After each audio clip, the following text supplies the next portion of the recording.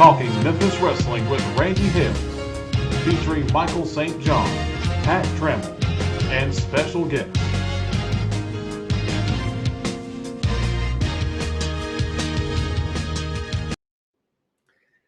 Michael St. John, not here today. He's at a Christmas party.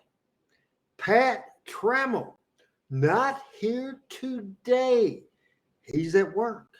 But Chris Ellis, which I guess would be the special guest, he is here, and we'll hear from him in a little bit. Hey, everybody, Merry Christmas. Ho, ho, ho. You see the gimmick? You see the hat? You see we're all ready to go, and I think we need some color in this here, dude. I think we need some Christmas lights. Some Christmas lights. There we go. Boom. Boom. And looking good. Panetta in the house. My buddy. Randy Dandy, Randy West is in the house. Not only do we have lights, we have presents.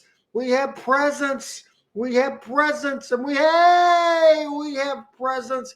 And we have a lot of other good stuff for you today on Talking Memphis Wrestling on December the 19th. Hey, I see snow. I don't know what's happening with you guys, but I can do a quick little day round, a quick little weather forecast. I can tell you by Thursday, it's supposed to get down to 1 degrees, and that's more like 20 below chill factor. Man, it is going to be cold. I'm having to leave my water running, the cabinets open, all that good stuff. My other buddy from Georgia, of course, my producer Adam Dunn is in the house. Al Tuttle is in the house saying hello. Greg's in the house. Hey, how you doing? Hope you're doing good. And Rod Robinson in the house says, this is the Christmas show. This is the last show before Christmas. Then next week will be the last show of 2022. Where has the year gone? Panel member Chris Ellis from Southside, Arkansas. I want to bring him into the show right now to say good evening. Good evening, Chris Ellis. Good evening, RH. Good evening, everybody watching.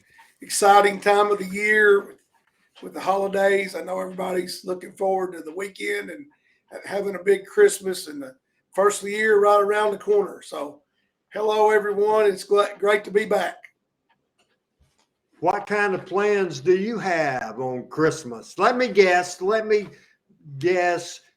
Dad's Friday, girlfriend Saturday, mother Sunday.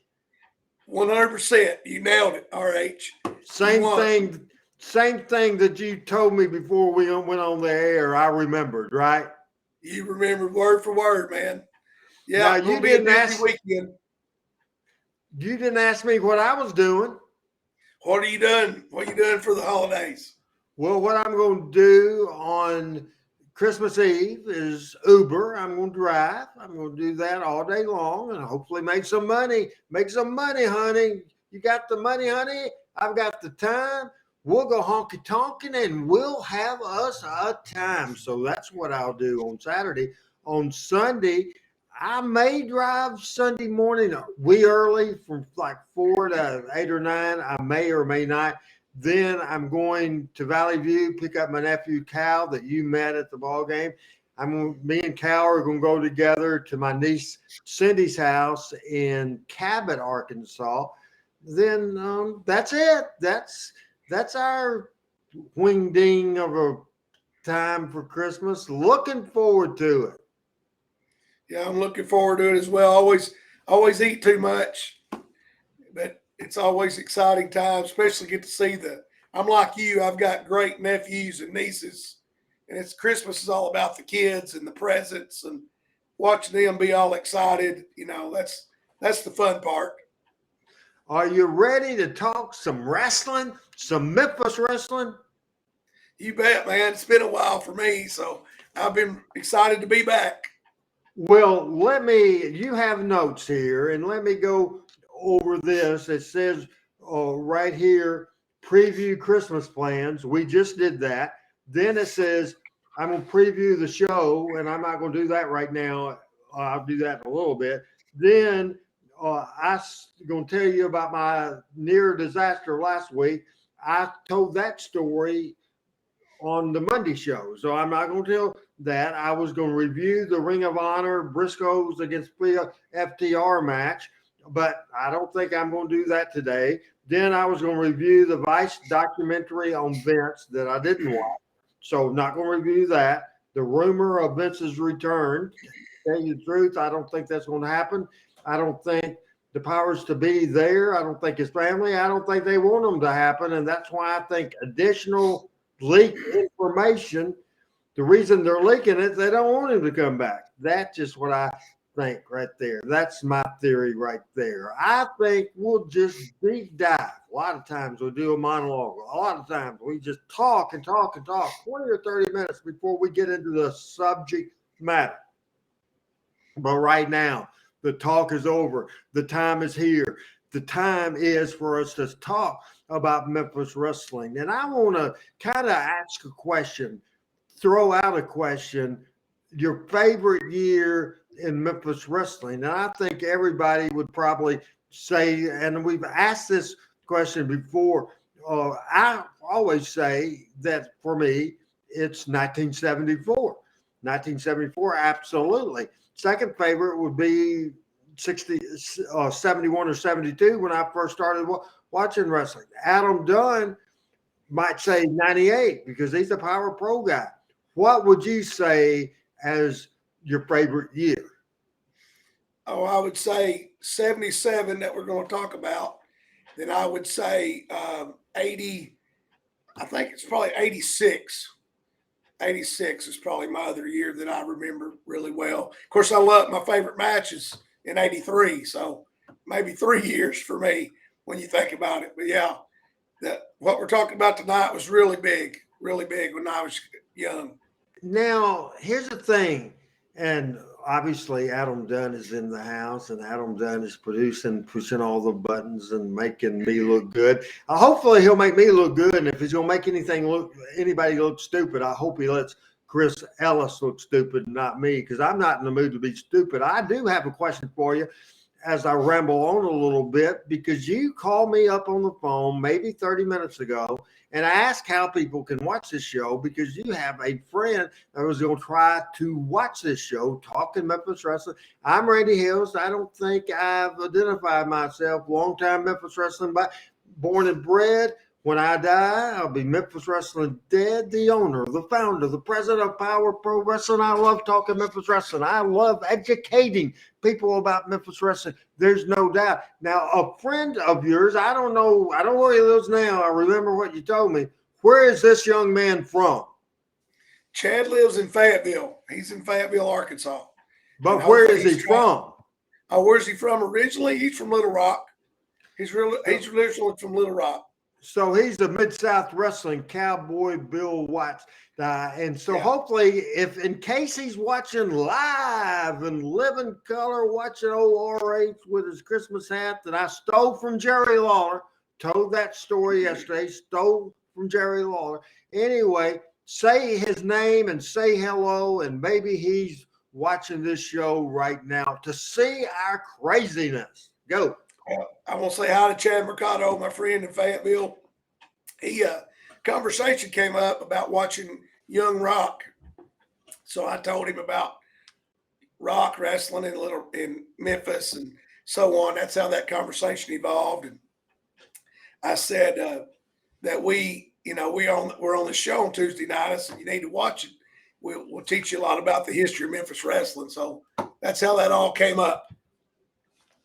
Well, that is cool. I've got production notes from Adam. We have a birthday to one of the great people that's always great about watching and commenting. So he's commented recently. So let's go ahead and put his comment up there, and then I will make the announcement. Oh, Farmer John, Roger Calvert says 80s, Lawler Leg was still in the cast when they started showing on national TV to about 1984. So that's his comment. Happy birthday to you. Happy birthday to you. Happy birthday, Farmer John. Happy birthday to Roger. All right. Happy birthday, Roger Dodger. Did I say hello to Randy Dandy, Randy West? Hey, what is going on? Now, the year 1977, a big year. Again, it's debatable when you pick a favorite year, and so many significant. You say 69 was when Jerry Jarrett started booking. You can say 1971 when they started running for the first time the Mid-South Coliseum in Memphis, Tennessee. You would say also 1972, the first sellout at the Memphis Mid-South Coliseum for wrestling, hair versus hair. Fabulous Jackie Fargo against Big, Mean, Lean Al Green. That was 72, the first Coliseum sellout. You could say 73, the debut as a main event tag team wrestler, along with Jim White, manager Sam Bass, Jerry Lawler. Then 1974, it all changed. It went from a tag team territory. It went to Jerry Lawler's territory. It went to the road for the gold as Lawler was on a winning streak on the way to a world championship match. His first world championship challenge was when he challenged Jack Briscoe in 1974. 1975, the debut of Bill Dundee and George Barnes. 1976, Rocky the Soulman Johnson, and so much more. Now, this company, going back to the 50s, it was originated by Nick Gulas and Roy Welch. A few years before that, Roy Welch's son, Buddy Fuller, and I think we have pictures of there's Roy, Nick in the middle, and there's Buddy Fuller, and they own Gulas Welch Wrestling Company. Buddy Fuller is certainly a Welch. One of the Welches, he is Roy Welch's son. They were the promoters of Memphis and all over the territory. Then in 1969, Roy Welch hired Jerry Jarrett as the booker. And it went on. And Jerry Jarrett opened up Louisville, Kentucky. There's Jerry and my guy, my mentor. The guy, if it wasn't for Eddie Marlin right there, there wouldn't be no Randy Hills. And if it wasn't for Jerry Jarrett, there would be a lot of people. There wouldn't be no Jerry Lawler. There wouldn't be a lot of people. There wouldn't be a Randy Hills in the wrestling business if I wouldn't have met Eddie Marlin. So it's a long world. But Jerry Jarrett in 1977, it was the big split of 1977. The big split where Jerry Jarrett, Jerry Lawler, as a minor partner, 15% ownership stake, not in the whole company, but in the Memphis town alone. That's how Jerry Jarrett got Lawler to go with him. So, long story, but Jerry Jarrett felt that a deal that he made with Nick Gulas wouldn't be honored, so Jerry Jarrett went off on his own, no doubt about it. So that was the big shot heard around the world. Now, it's not like they weren't, and I'm going to pick this book up. It's Mark James' History, Memphis Wrestling History, Cards, Matches, and Results, 1970 to 75 by Mark James. There's no doubt about it. And it just has a lot of great information. 1976 was such a great year. Just unbelievable, great year, and they're doing big business. And at the end of February, 10,000 people houses, 11,000 people houses. It was just great every week, and they were in the middle of a program two different programs, Jerry Lawler against Rocky Johnson. And we have a picture of Rocky Johnson a little bit to remind people, the son of Dwayne Johnson, The Rock. Rocky Johnson came in here in 1976. Another person that Lawler drew a lot of money with. He is a member, as both guys are, of the Memphis Wrestling Hall of Fame. The Bullet, the son of the Road Dogg, Bob Armstrong, certainly. They were going into 1977. They were going into it with a big, big deal. But here's the thing. The television contract was with Gulas Welch Wrestling with WHBQ TV Channel 13 in Memphis. Jerry Lawler, because was a star of the television. He was the first contact. He went to Channel 5. Then eventually Jerry Jarrett had television. Now, Jerry Jarrett turned in his notice, made it official, and at that point was leaving Channel 13. Then told Channel 13 he was leaving and he was going to Channel 5. Nick Gulas thought he could just walk right in and take over that Channel 13 established time period at 11 o'clock in the morning on the ABC affiliate. But they did not like the fact that the top star, Jerry Lawler, wasn't going to be there. So they canceled the wrestling show. So Nick Gulas, and we'll talk about this promotional war throughout the show today, and it's just very, very, very interesting stuff. Nick Gulas didn't have a TV. So the first Memphis television on Channel 5 was on March the 19th. It was March the 19th, 1977 at 11 o'clock in the morning. And I will let Chris Ellis come back on the screen right now because he will be gladly able to tell you how shocking it was. First of all, it was a new look. It was a new studio. There was a statue turning around. You no longer heard, it's America's favorite sport on WHBQ television. Yellow again, everybody. Lance Russell and Dave Brown right along ringside here at the studios of Channel 13, 487 South Island in Memphis, Tennessee. What do we have for you today? Davey and Dave Brown would say what was going on, but this particular week, that's not what we got. That's not what we got. We got no jingle. We got a statue. We got new music. We got something else new. And it was shocking people from all over thinking, what in the world is this? What happened on that day, March the 19th of 1977, on TV5 Wrestling on the debut show, Chris Ellis? Well, the first thing that happened was we only had 4 channels on TV back then. So we turned it on 13 and it wasn't on. So you're flipping channels. You get to Channel 5 and there says wrestling. At the desk, there's a sign that says wrestling with a statue. These 2 guys you've never seen before. And you're like, where's Lance and Dave? What's happened? And this Bob Young and Clay Conrad were on there, and oh my gosh, they were bad. And I guess Jerry Jarrett, he had to make do with what he had to start out with. And, he quickly got Lance to come over and join them and save it. But oh my gosh, it was so shocking because you'd grown up with that. He never knew anything else. And like, boom, there it was. Now, let me lay that out for everybody about exactly what happened.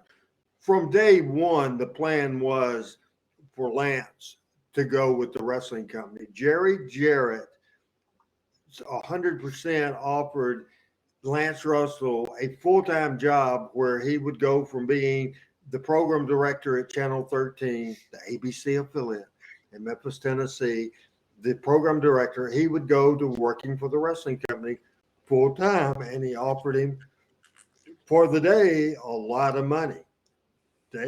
Also, Jerry Jarrett told the people at Channel 5, and Adam can help me here. I think his name is Maury Griner, was the man in charge at Channel 5 at the time. And Jerry Jarrett said, I can get you Dave Brown. So that was the hook. However, on the contract, Lance and Dave both had to give a notice. So the reason they weren't on the very first show, Chris Ellis, was they weren't allowed to be. However, two guys from Channel 5, Clay Conrad and Bob Young. I think Bob was a radio guy, and I don't know what Clay was. I thought Clay, who was bad, but he was better than Bob, who was horrible.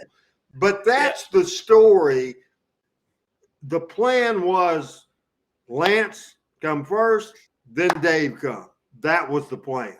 So now, they Lance could not say that at the time. Right. Lance came and worked with Clay a week or two, right? Seemed like I remember Lance being on with Clay. And then Panetta said there was no notice or warning. I got to be honest, Panetta, I was 9 years old when this happened, or maybe 10. So I don't remember there being warning. I remember turning the channel to find it by happenstance because it wasn't on the regular channel. No, Channel 13 wasn't going to allow on that last television for Lance Russell and Dave Brown to say next week there won't be any wrestling here. It'll be on Channel 5. They would not allow that. That absolutely. So no, it was probably announced at the Mid-South Coliseum on Monday night. It was probably announced there at the Coliseum and at the live events, that sort of thing. But it was certainly not acknowledged on the last Channel 13 TV show. We're doing a deep dive, and I think I won't go ahead and say 1977 was the best year in the history of Memphis wrestling. I think it is, and I don't think there's any argument, Chris. It's the most significant year. The most significant year for sure. Do you agree? Oh, 100%. 100%.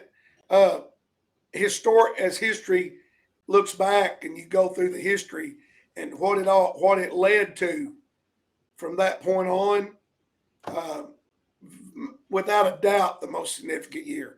Because that Jerry going out, starting his own companies, getting away from Goulas, bringing in those talents, starting off, and then it like the show. I mean, the King was already getting the push in '74 and had got the fan following, but '77 really showed that Lawler was the backbone of the whole deal. I mean, like you had to have him to be successful, as years later when he broke his leg would prove.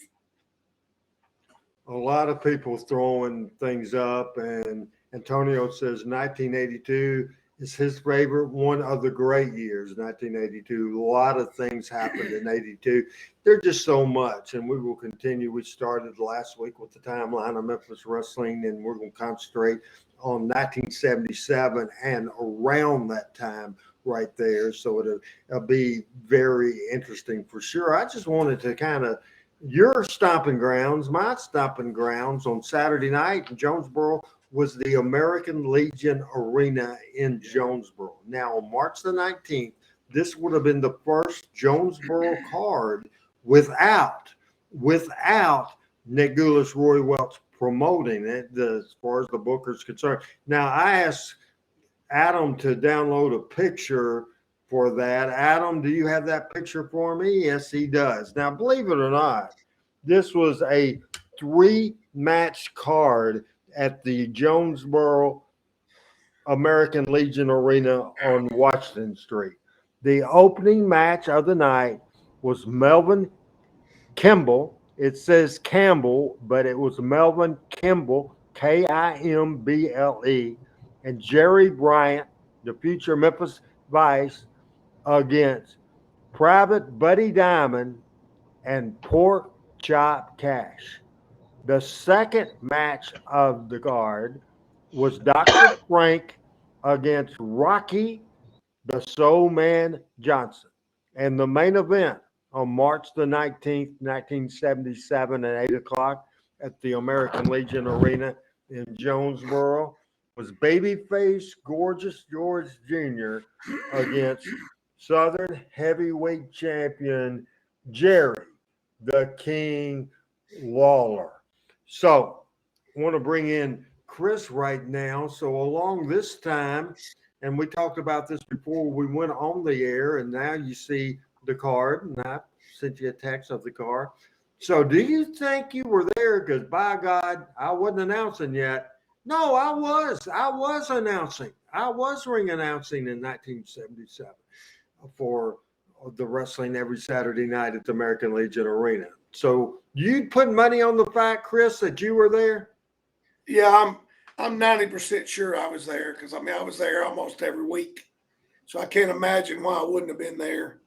I obviously remember all those guys, except for Melvin Kimball. That's the only one I couldn't recall. Everybody else I remember very well. I obviously saw Rocky wrestle there, Dr. Frank. And, of course, I remember Gorgeous George Jr. coming there many times. So I don't have any doubt in my mind I was there that night. One of the things I think is important to let people know is that Nick Gulas, not only did he have the Channel 13 contract, he had the Mid-South Coliseum contract. So Nick Gulas, for a few weeks, would continue to run without much of a television, and later on he got for a brief period on Channel 13, but not immediate. As the start of this promotion or war, he was not on television at the time at all, in any way was not on television. But shortly he came on, and that didn't last long at all. But Jerry Jarrett decided to run the Cook Convention Center, the Memphis Convention Center, on the I-40 bridge across from the old pyramid and the current Bass Pro Shot, and now it's Lion Convention Center. Anyway, it was old Cook Convention Center. So Adam, I'd just like for you to throw stuff up there if you could for me, so that I can look on at these cards as we talk about the action there. And I want to talk about the first Jerry Jarrett card, March the 20th, 1977. The first Jerry Jarrett card at the Cook Convention Center in Memphis, Tennessee. Jarrett's first show at Cook Convention Center on March the 20th. The tickets were $2, $3, and $4. The attendance was 8,356 people. The opening match was a 6-man tag team match. Deep diving in 77, Chris Ellis, Adam Dunn, Randy Hills for Talking Memphis Wrestling, looking at the very first Jerry Jarrett card, March 20th, Cook Convention Center. The Gibsons, Rick and Robert, and Jerry Bryant against the Mummy, Private, Buddy Diamond, and they had a tag team partner. I said Funk, and that's not right, so I'm not sure on that. The second match of the evening was Mr. Wrestling 2 against Pork Chop Cash. The third match was a Southern Tag Team Championship. Tommy Gilbert, who had a great tag team with Eddie Marlin, been around since the early 70s. He teamed with Gorgeous George Jr. to go against the tag team for the Southern Tag Team Championship. We'll put their pictures up. One of Chris' favorite tag teams of all time, Phil Hickerson, Dennis Condrey. Man, Dennis Condrey had successful teams with Bobby Eaton. Dennis Condrey teamed with David Schultz. But this is one of the best teams I've ever seen in my life. Chris will talk about that in a minute.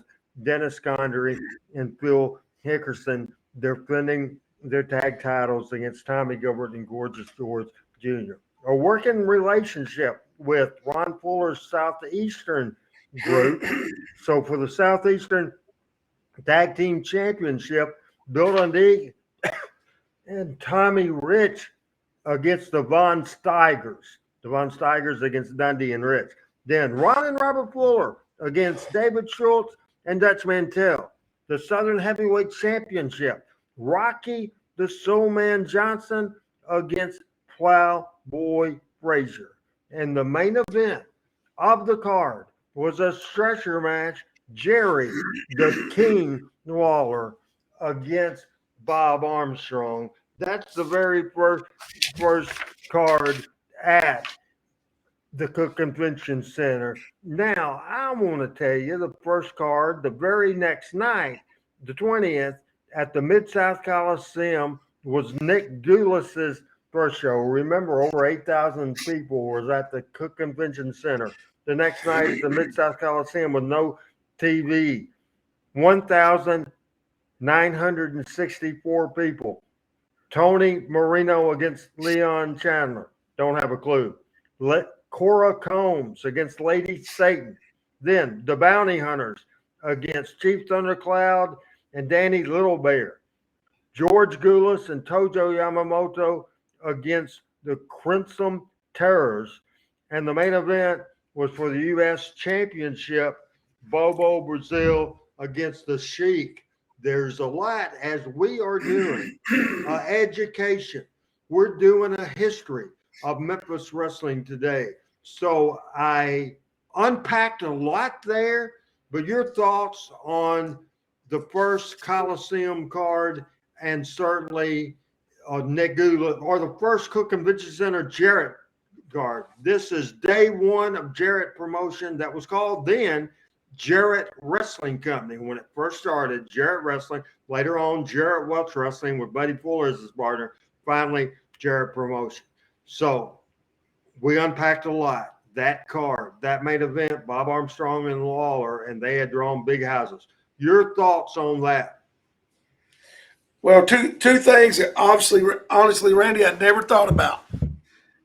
Roy Welch was Nick's partner, yet his grandsons wrestled for Jerry Jarrett opposition to Nick Gulas. First time I've ever thought about that in my life till I sitting here looking at our notes. I found that interesting. The other thing is it definitely proved that A, Jerry Lawler was the key to the whole deal, and B, you couldn't run without TV. That no territory could run without TV because Nick had no TV, drew 2,000 people. Jarrett had the TV and drew 8,500. So obviously there was a big discrepancy. And for the most part, Jerry Jarrett took everybody with him other than Tojo and Fargo, apparently, from the people that I do remember, Chief Thundercloud and Danny Little Bear and the Bounty Hunters. But these other people, I don't even know who they are. And he brought in Bobo and the Sheik from Detroit, which wouldn't have meant anything to the people in Memphis. I mean, they'd heard of the Sheik and Bobo, but wouldn't have had any value compared to Bob Armstrong and Jerry Lawler. I mean, that the people, as far as name recognition and wanting to see it, Bobo and the Sheik, no comparison to Lawler and Armstrong.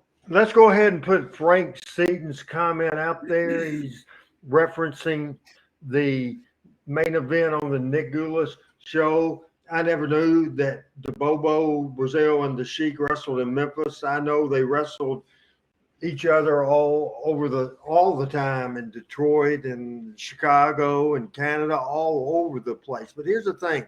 Nick Gulas didn't have many allies at all in wrestling business, but the Sheik was one of them.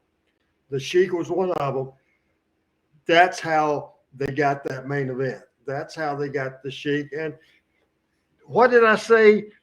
It drew 1,964 people. And I will continue along with the dates here. The following Monday, March 28th, it drew 1,599 people. Then on April the 4th, did 1,148 people. Gulas did not run on the 11th, 18th, or 25th. On May 2nd, that was April. Now, on May 2nd, the Sheik against Jackie Fargo drew 1,474 people. 1,474, Fargo and the Sheik. Then May the 9th, Gulas drew for the Russian Stomper. I don't know who that is, against Jackie Fargo.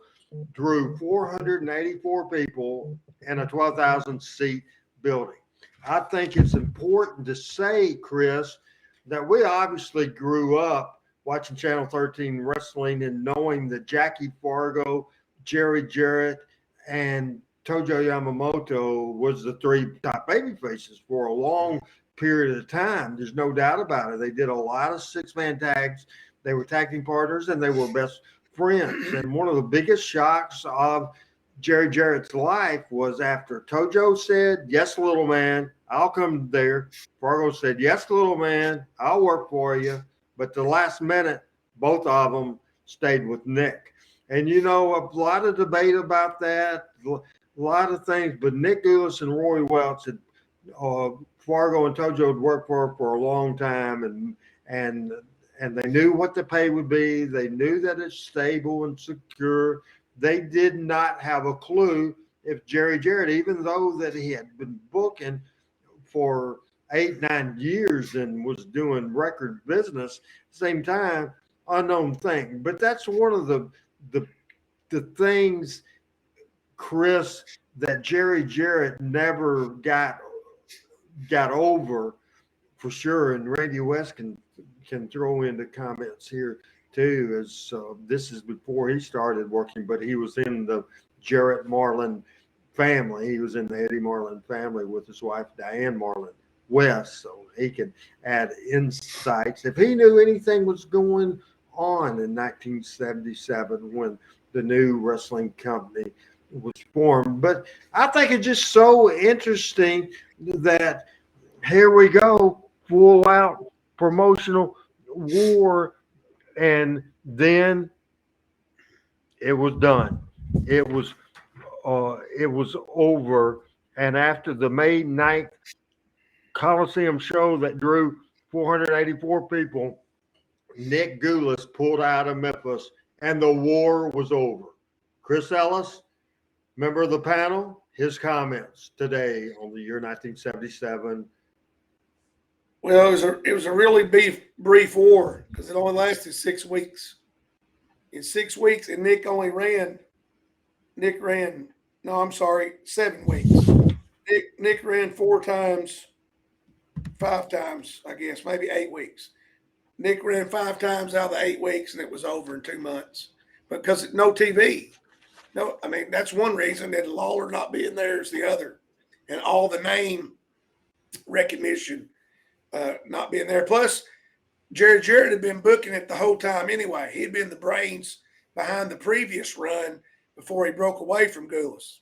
Absolutely, 100%. And we talked about Nick, and Nick just pulled out of Memphis. And let's do a little recap of what Jerry Jarrett did after the opening.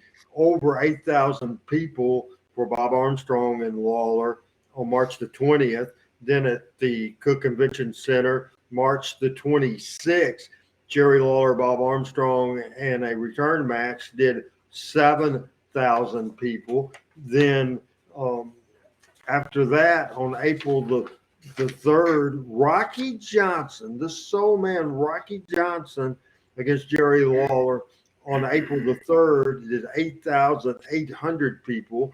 Then April the 11th, still at Cook Convention Center, 6,335 for Jerry Lawler against Rocky Johnson. April the 18th, 5,500 people, Lawler versus Rocky Johnson. And that was on a Sunday at Cook Convention Center, 5,500 people. And then at that point, that goes, and certainly to the very first Mid-South Coliseum show. And that happened on April the 24th on a Sunday night at the Mid-South Coliseum. That is the TV, and I wish I would have looked up and found that video, because there's a classic, and I don't have it, but there's a classic promo when Lance came out. Bob Young was gone. Clay Conrad came out there and introduced Lance Russell. Then Lawler came out and confronted Lance in one of the greatest things I've ever seen in my life, as he said, it's awful good to see that big nose of yours again. You wobbled in obscurity all these months without being on television, where the King's been making a bigger start of himself. Now, that is an interview from April of 1977. You can tell how much it got over with me, because I can still tell you that interview, lines in that interview. And I'm sure, Chris, I'm not telling you things you don't remember. I'm sure you could say those lines yourself. Oh, no doubt. I could quote the interview as well. I think I can probably tell you the color tights King was wearing during that interview. That was a great moment, and that was a good segue back into Lance coming back, and that chemistry between the King and Lance. I've always said this on this show. People have heard me say it 100 times. Heel Lawler is the best and most entertaining by far. Yeah. And Lance working off of him even made it better. It just like the straight man and the comedy guy. It was awesome. So that was perfect. The first card at the Mid-South Coliseum for Jerry Jarrett after Nick went away. I want to read you that card. An increase in prices. It drew almost 9,000 people. The opening match was Rick and Robert Gibson and Gorgeous George against Pat McGinnis, Ken Dillinger, and George McCrary. The second match, Gladiator against newcomer and future Southern champion and future Hall of Famer Paul Orndorff. Then from Southeastern, Ron and Robert Fuller against the Executioners. The fourth match, it was a Southeast Tag Championship match. Porkchop Cash and Norvell Austin against Tommy Rich and Bill Superstar Dundee. Then it was representing Jerry Jarrett's great friend Eddie Graham's Championship Wrestling from Florida. It was Steve Kern, Mike Graham against Kevin Sullivan and Bob Orton Jr. Then for the Southern Tag Team Championship, it was Phil Hickerson and Dennis Condrey against Tommy Gilbert. Again, Tommy Gilbert, one of the mainstays of Memphis wrestling for so many years. He was teaming with the debut American Dream,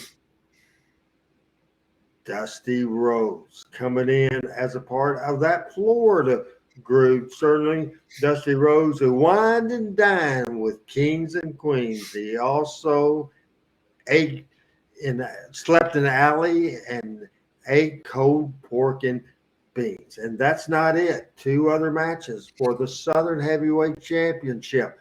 For former Southern Heavyweight Champion Jack Briscoe against Jerry the King Lawler. And the final match for the NWA World Heavyweight Championship, Rocky Johnson, who, as we said earlier, and we had the graphic of Rocky Johnson, and we see that again. And then the second graphic will show of NWA World Champion HarleyRace. The graphic you will see will be with, there he is. I didn't know I had a single picture of HarleyRace. There's HarleyRace right there. And that is the card for sure, as just an unbelievable card. What do you think there? Well, first of all, I got to say this. The greatest wrestler on God's green earth. Yes. I got to say that. Tribute to HarleyRace. But this was an awesome card. The only thing that stands out to me, and you mentioned it earlier, you showed a picture of Phil and Dennis. I said this on Twitter the other day. Dennis Condrey may be the greatest tag team wrestler ever, because people who weren't around during the big territory times, him and Hickerson, they were awesome in the three Southern territories they worked.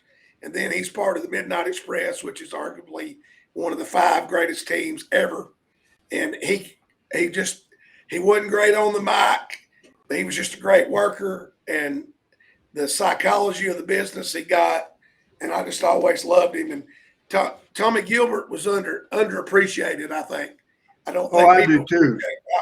I don't do think too. people appreciate how good Tommy Gilbert was. Now, Bobby Bunch, I didn't catch this.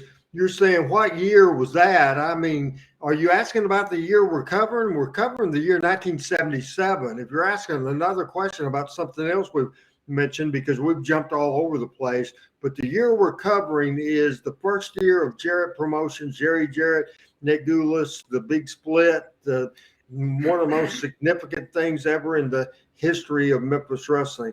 That was in 1977. Frank Seaton, of course, saying that he thinks that HarleyRace is one of the greatest NWA world champions in history. And man, he was great.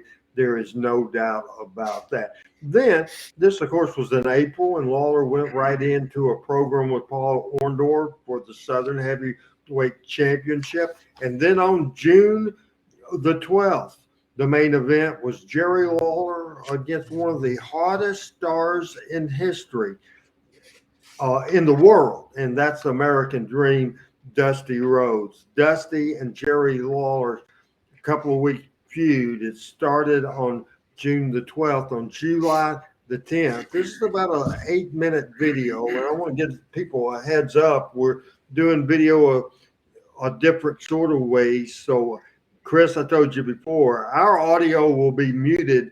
We cannot talk over, or we can tell our audience, if you ask me a question, I can't answer. The reason I'm not answering is that I can't after that. So be patient with us now. This is a battle of dueling promos, and we will really analyze. So I won't, and I'm going to get Adam to come in, and I think he's seen this and his comments on how good. Remember, this was 1977, people.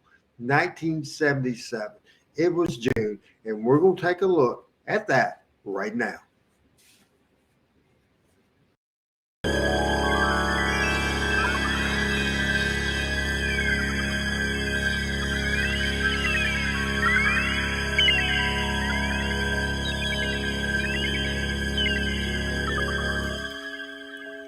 Just close my eyes again.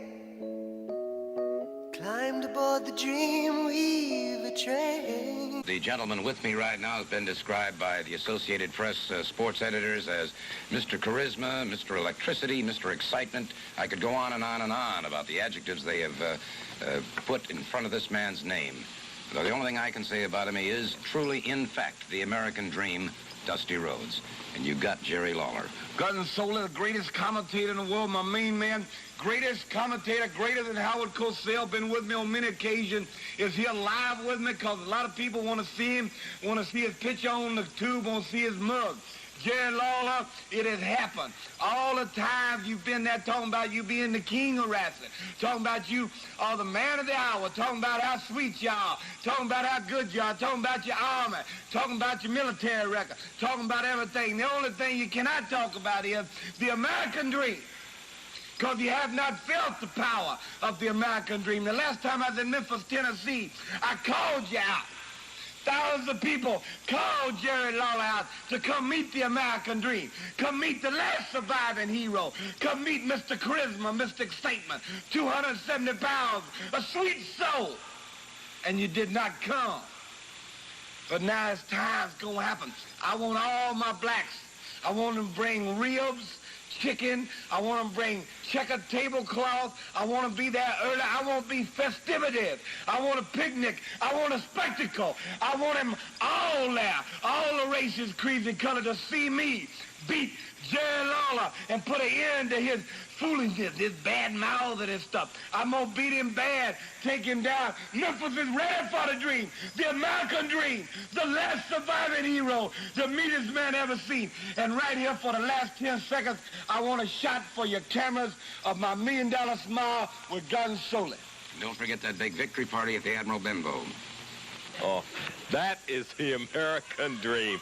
The last surviving hero, Dusty Rhodes, and he will be here tomorrow as he takes on in the second half of that big double main event, Jerry the King Lawler And here he comes with his ringside attendant, Mickey Poole. So I might say this to Mr. Lawler. You better have some of those sympathy tears lined up for Jerry Lawler, because when the American Dream with that 270 pounds, which is about a 40-pound weight advantage over you, King, comes in here into Memphis town, he's looking for one man, and that is you, friend. You see, you like what you see, all right? You keep wearing that, it'll probably come back in style one of these days. Yeah, let me tell you a little bit about Dusty Rhodes. I just heard his interview, 270 pounds of sweet soul and all that. Like he said, I can talk about everybody, but I can't talk about him too much because I haven't felt the, what did he say, I haven't felt the power of the dream. I see. Well, it's true, I didn't know a whole lot about Dusty Rhodes. And you know, I like to make a practice of knowing as much about my opponent as I possibly can. So you know what I did? There is no telling. I got some friends of mine that's Mormons, you know. So I called them, and I had them check back in, and I found out a little bit about Dusty Rhodes. I had them check on Mr. Rhodes' roots here, see? And they sent me just a little quick, and it's not real detail because they didn't have a whole lot of time, you know. Yeah. But they just kind of checked back into the man's life history. So I just, you know, real quick, because I want to let everybody out there know a little bit about this American dream, the last surviving hero. Everybody wants to know about heroes, Certainly. man. Everybody's got to have a hero, don't they, Lance? Sure, baby. Let me tell you just a little bit. Let me just check this down. Now, did you know, look at this. The name Rhodes is actually of Polish descent. Did you know that? Yeah, that's where Dusty's original ancestors, they migrated over to Spain and then England. And from there, his great-great-great-grandparents actually came across in the Mayflower. Did you know that? No, I really He had an aunt that came across in a canoe, but that's another story. We'll tell you about that later on. Then from there, it says here that from the year 1781 until 1927, the Rhodes family, this is what it says now, this is legitimate, man. The Rhodes family was a group of ugly, obnoxious, irritable, drunken, vicious, nasty, and corrupt people. And those were the good points. That's the good point. So what we're going to do, we're just not going to worry about that. We're going to kind of skip over that. We're going to get down into Dusty a little bit more recent past. That would be nice. He had it. Let's start with his great uncle. That's his uncle Back Rhodes. Now he was born in 1883, and when he was born, a terrible thing happened. He lived, see. But now he wasn't, you know, he had a lot of nice relatives. He wasn't the kind of guy that grow on trees. As a matter of fact, he was hanged from one, and his funeral was the first one where they actually threw a bouquet to the crowd, as his uncle Back Rhodes. Now then came Dusty's grandfather, Bumpy Rhodes. He was born in 1904, and he went, this is the truth, don't listen to the cameraman, man. He went on to become the town drunk of New York City. He passed away in 1931. His pardon came through just after the warden threw the switch, see? But before he died, he left a son, and that was Dusty's father, Gravel Rhodes. This is all the truth, man. The Mormons sent me this. Yes. See, Gravel was born in 1922, and he had a lifetime ambition to get into pictures, and he finally did. The one down on the post office walls. You've all seen those. That's right. His Dusty father set a good example for him. He never got married. But in 1939, Gravel, that's Dusty's father, met Dusty's future mother, Virginia Blankenship. That's right, her name was Virginia. They used to call her Virgin for short, but not for long. In 1943, she became, can you say that word or should you say in a family way? That's fine. That's okay, fine. Anyway, you know, she thought she was going to have a baby, but the doctor thought she had a malignant tumor. Anyway, it turned out they were both right, so they named it Dusty Rhodes. When Dusty was born, his father immediately hired a lawyer to try to find a loophole in the birth certificate. And this is, see, it goes right down. This is when he was a very unruly child. He used to go down to his mother's place of business, turn the red light off. Then when he was 5 years old, he was playing jacks. Jacks are better to open. He was a mess, wasn't he, man? When he was 7 years old, his parents moved away and didn't tell Dusty where. So in 1956, he finally graduated from East High School in Trimble, Texas. Wasn't bad enough that he was the meanest kid in school, but he also had a perfect attendance record, see? Made it worse. And in 1957, our man, the dream, Dusty Rhodes, enrolled in Texas Tech University. But he was weeded out of college because they caught him smoking it later on, see? Then 1959, Dusty Rhodes turned to sports. After a brief job as a lifeguard in a car wash, he finally turned to sports, and he first tried his luck at boxing. Dusty Rhodes started out as Didn't a boxer. know that. That's the truth. Look, the Mormons said this. He had to give it up because he had bad hands. See, the referee kept stepping on him. And he got knocked down so many times that he sold advertising space on the soles of his shoes. So finally, in 1962, Dusty Rhodes began his illustrious wrestling career. And he started at the bottom, and he stayed there ever since. And he's so popular, he's just right now, it says he's about as popular as cockroaches in the ghetto. And that brings us up to right today, Dusty Rhodes are going to be here, and they summed it all up. The Mormons summed it up by saying, if it's true the good die young, then Dusty Rhodes will live to be 120 years old. Now that's the kind of man that calls himself the American dream. He's the one that said, I've never felt the power of the dream. Well, let me tell you something, Mr. Rhodes. We're going to see what kind of power you got to be dishing out. What kind of power I got to feel. We're going to find out come tomorrow night. Because you call yourself a dream and you call yourself a hero, you're looking right now at the true realization of American dream. I'm what the girls dream about at night. I'm what the little kids dream about growing up in life. I am the king. Don't worry about the power of the dream. Worry about the power of the king, Dusty Rhodes. Tomorrow night, brother, me and you, we're going to see who comes out on top, the king or the dream. I understand every word you said here. All right, that's something. Before I let Chris tell his thoughts, I want to bring in Adam Dunn because Adam is going to tell a little story because Gordon Soley at the end of that promo says, we'll see everybody at the victory party at the Admiral Bimbo. What does the Admiral Bimbo mean to you, Adam Dunn? That's where my grandmother worked. That's what it means to me. Your thoughts on that interview? Well, I think like a lot of people, that's probably, especially for early on in Lawler's career, that's probably the best promo that he did. And it's funny because they're not able to bounce off of each other. You've got an awesome taped promo from Dusty and then this awesome live promo from Lawler, both for the wrestling coming up that Monday night. Usually a lot of times we get them together to be able to bounce off each other, but even just giving their own promos and Lawler with the Mormons and back roads and Dusty and all that stuff was just probably one of Lawler's finer earlier moments. Yeah, and one of his better ones of his whole career. John Ellison says hello to you. Greg met Gordon Soley at the Georgia Wrestling taping at the Channel 17 TBS studios, and Panetta's talking about Lance Russell, and Jeff Frog Wheeler talking no way in hell you could get away with the promo like Jerry did. Yeah. Now we will you get away with the promo that Dusty said. Oh yeah, no. There's no way in the world that you can do that. But it's just great stuff. And it was from year 1977. That's our feature year on this show today, and hopefully we can get it all in and more great stuff coming up next week on Talking Memphis Wrestling. Your thoughts, and you've talked about it before. I'm going to let buddy Chris Ellis unpack that promo and what he thought at the time watching that on Channel 5 Wrestling. Chris? Well, I still think it's as funny today as the first time I saw it. But as I began to understand it all over the years, it's just classic. It's one of his three best promos that he ever did. And then y'all are talking about things they said in the promos. For a heel, the job was to get heat back in those days. And political correctness didn't exist in 1977. Oh, no. Everybody wasn't as sensitive. Everybody didn't have feelings on their sleeve. There wasn't social media and all the media. Like I said earlier, we had 4 TV channels, and 2 of them were ABC, so you had 3 networks.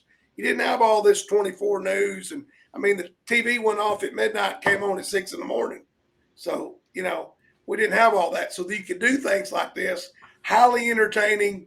But now Adam made a comment that the crowd was vocal but wasn't really reacting to him, probably because it was so long sitting in the studio. That was a long promo for that era. They usually didn't talk that long. But as you watch it and analyze it for what it was, it's really good. But if you were a live fan at that time, like I probably didn't sit and watch the whole 8 minutes when I was 10. Right. That was like a long time. You know what I mean? There's no doubt about it, and that's the interesting point that you did make. I just wanted to let everybody know that on June the 12th, they drew 7,000 people. They did a return match, did 7,400 people. Then I thought it was interesting to know that on the let me see here, the June around the middle of June, Tommy Rich, who started wrestling in 1975, one of the top baby faces, and was a great tag team with Bill Dundee, many times Southern Tag Team Champions, feuded with Phil Hickerson and Dennis Condrey in a great blood feud. Tommy Rich upset Jerry Lawler in 1976 and was the top guy, was the Southern champion, and drew a lot of money with Jerry Lawler. However, I think Tommy, who was trained by Jerry Jarrett and Tojo Yamamoto and Eddie Marlin, his dad and Eddie Marlin's was best friends.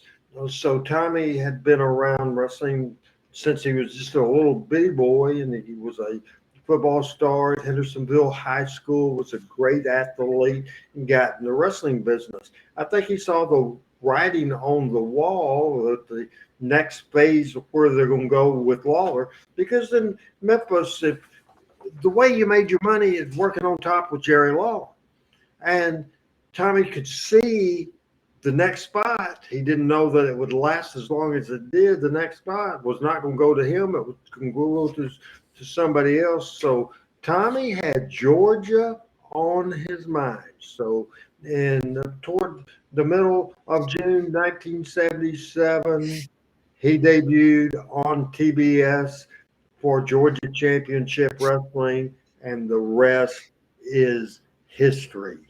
Then, starting on July the 4th, and I'm going to need backup here because I'm going to read these main events as we're going to talk about the start of the Jerry Lawler Bill Dundee feud, and it started on July the 4th, 1977, with the first match.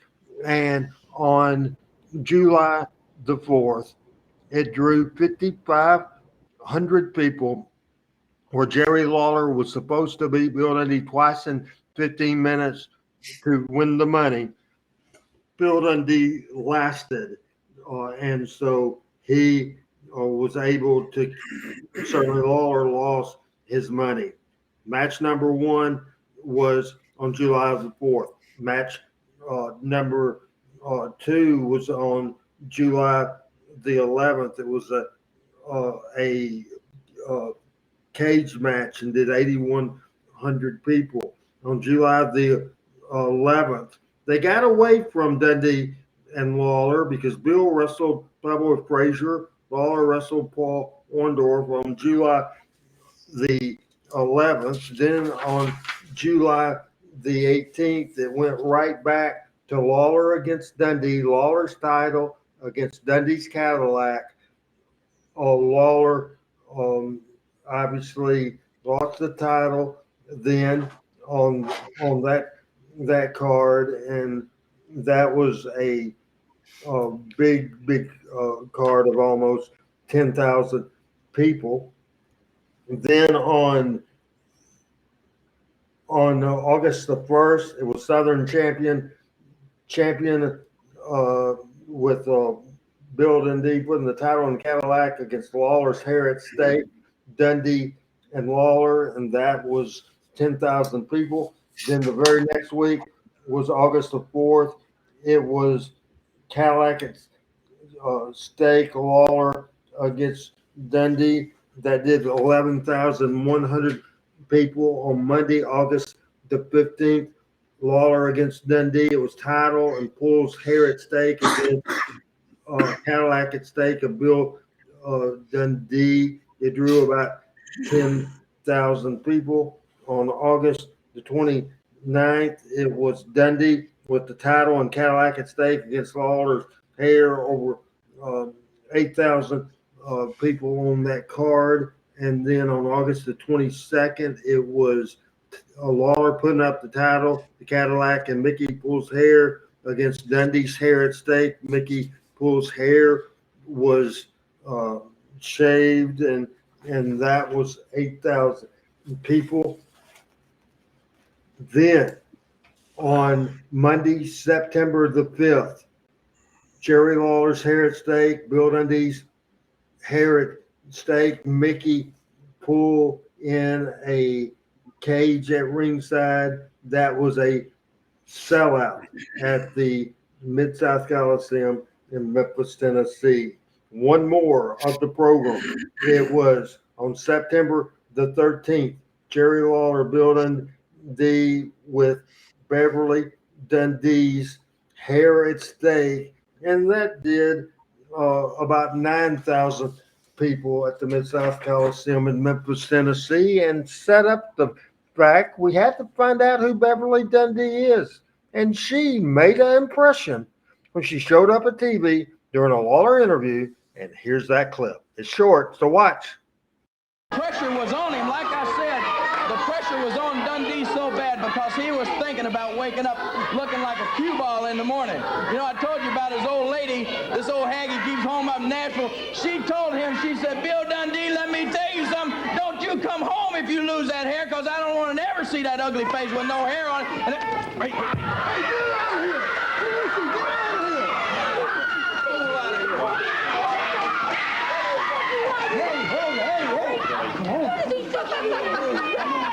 That's his old lady. That's Dundee's old lady right there. Look at that. Look at that fool.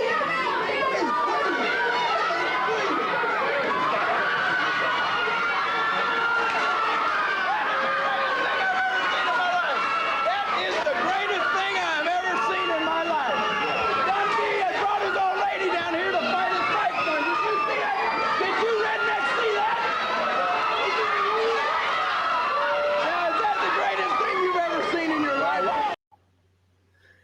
Oh, man. First of all, that's just classic stuff. As I read those stipulations, and I went through it, Chris, real quickly, but July the 4th until September, except for 1 week, every week with great crowds. And it ended up Lawler putting his hair up, Mickey losing his hair, Dundee losing his hair, Beverly comes out and attacks, and one of the classic lines, Dundee's brought his old lady to fight his fight. Thoughts on the Dundee-Lawler program of 1977, part one of the Lawler-Dundee feud? I got to go, Randy, 3 times during that. The one where Mickey Poole's in the cage was one of them. The one where Dundee's wearing the pink tights and they stopped the match and he's talked about his hair.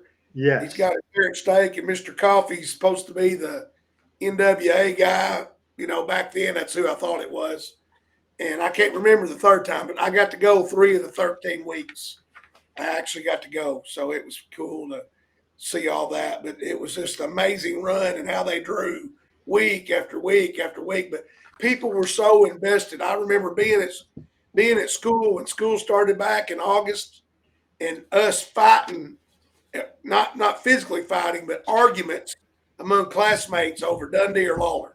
Dundee or Lawler. You had divided camps at Nettleton Middle School over were you for Dundee or Lawler and who was better and so on.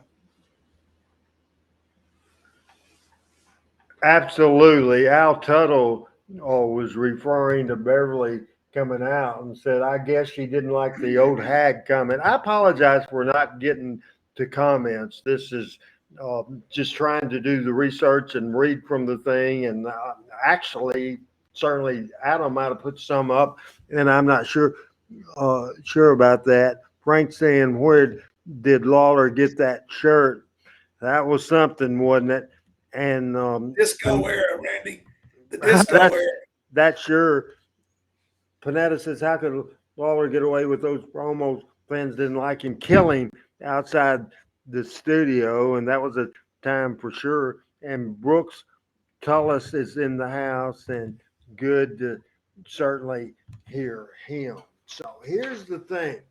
So Lawler won the match, finished up the feud with Bill Dundee. Where to go from there? So what they did, they announced after Lawler defeated Dundee and Beverly got hair shaved, then Lawler announced that he's going in the music business. He's going in the music business and he is retiring from professional wrestling. So I thought that was very interesting. And so the big star, Jerry Lawler, went away. He was gone. Then on September the 19th, there was a tournament for the Southern Heavyweight Championship won by newcomer. And the ad says, this is funny, Chris. The ad says Jim Valiant, not Jimmy Valiant, not handsome Jimmy Valiant, just plain old Jim Valiant. Finally, Valiant knocked the guitar over Lawler's head at a concert Lawler was doing at the Mid-South Coliseum in intermission. And then that brought Lawler back into the wrestling business. Lawler switched babyface for the first time, teamed with Bill Dundee on October 24th to go against handsome Jimmy Valiant and luscious Johnny Valiant, the Valiant brothers. Then in that feud, somehow or another, Lawler hurt, maybe throwing fire, hurt Jimmy Valiant, and on he went away in November and never seen for the next month or so. Lawler worked his way into a world championship match with HarleyRace on December 11th. It sold out. Then it went 60 minutes to a draw. 60-minute draw. HarleyRace first appearance with Lawler at the Mid-South Coliseum went to a draw. The following week, December the 18th, Lawler versus Race. Lawler against Race, and we want to go ahead and watch the finish of the Lawler Race match right now from 1977 on December the 18th. So that's been 45 years ago since. Well, you'll see what happened. Let's watch this. But I'll get you. You can't hide. You can't hire enough bodyguards. You're mine. You're handsome Jimmy's. I promise you, King, you're dead. Turn it off, Daddy. Turn it off. What do you think this is, a freak show? Turn it off. When here's Lawler got a pile driver on him. He drives Harley into the canvas. This could be it. But the referee, Thomas Marlin, was knocked over when Race tried to kick his way out. Lawler trying to get the referee in a position to count. This could be it. 1, 2, and Harley kicks him. Where does he get it from?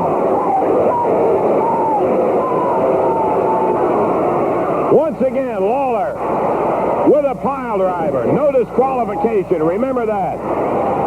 Harley very close to the rope. The referee's still down. Lawler. Here comes Jim Valiant. Valiant with a bottle.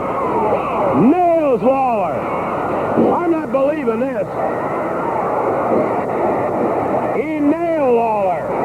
And then, I just can't believe it, HarleyRace grabs his arm.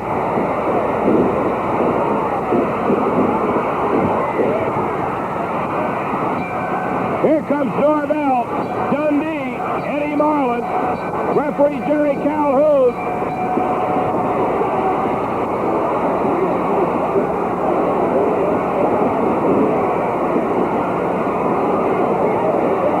Lawler is Valiant still at ringside.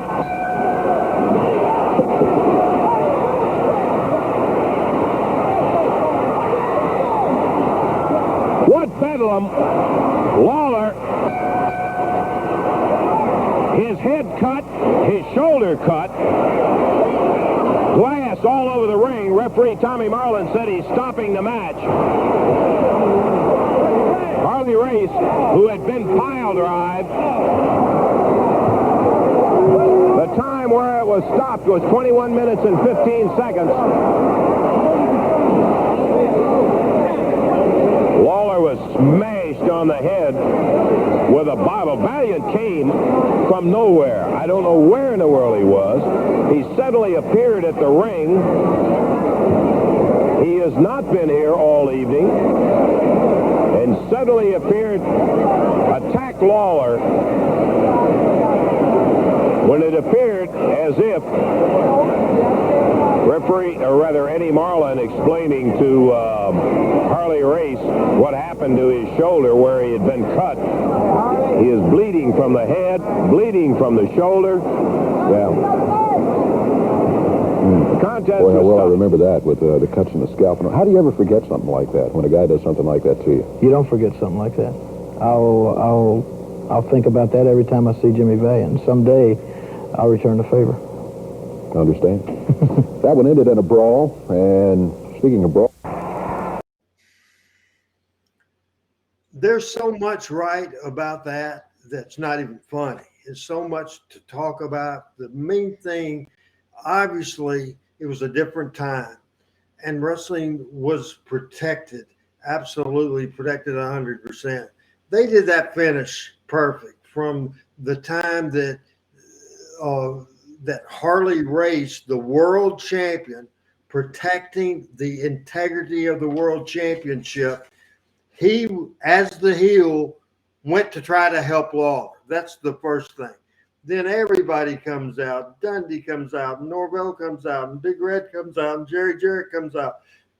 Everybody comes out, and it was just so real, and there's no doubt about it. We'll get comments in a minute, but I have a newspaper article, and this is how hot wrestling was at the time. Adam, that newspaper article that says Lawler injured in match. This is in the Memphis Commercial Appeal, and as he puts that on the screen, I will read that to you. Jerry Lawler was treated at Methodist Hospital and released last night after receiving cuts on the head and chest during a wrestling match at the Mid-South Coliseum. The incident occurred during Lawler's challenge match against HarleyRace for the National Wrestling Alliance World Championship. Police said Lawler, who talked with him at the hospital, said JimmyValiant, also a wrestler, entered the ring in the match, broke a bottle of some type over his head, and then stabbed him in the chest. Police said the cuts were minor. Race was declared the winner of the contest by default. And other wrestling results, the team of Sonny King, Frankie Lane, and David Schultz defeated the Samoans and Ken Dillinger, Phil Hickerson and Dennis Condrey over Norvell Austin and Robert Gibson for the NWA Southern Tag Team Championship. Mr. Wrestling beat Tommy Gilbert, and the team of Bill Dundee and Big Red won by DQ over Gorgeous George and the Stomper. Attendance was 9,664 people. How interesting is it, and it shouldn't be a surprise to you, that the newspaper, just a legitimate article talking about that injury? Oh, yeah. Back in those times, they ran the results as legitimate sport. They reported on the injuries as legitimate sport because, like you said, Randy, the business was protected. And it ran through my mind about how well they all sold that finish right there. And the two things that really crossed my mind is I wonder what Harley's thoughts were as the world champion to that finish, like his actual thoughts that were said in the dressing room. And then did they gimmick the bottle at all, or was it the real deal?